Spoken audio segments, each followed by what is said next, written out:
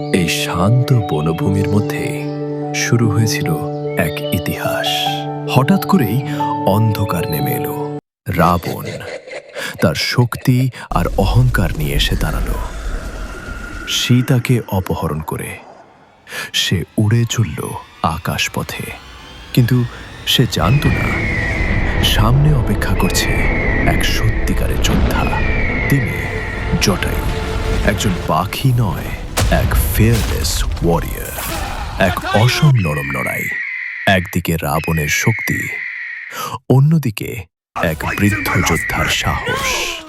শেষ পর্যন্ত শরীর হার মানল, কিন্তু তার সাহস কখনো না। রাম যখন তাকে খুঁজে পেলেন, তিনি শুধু একজন পাখি দেখেননি, তিনি দেখেছিলেন ডিভোশন।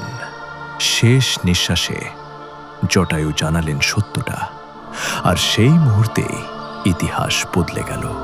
জটায়ু আমাদের শেখায়, শক্তি নয়, ইচ্ছা শক্তি আসল পাওয়ার।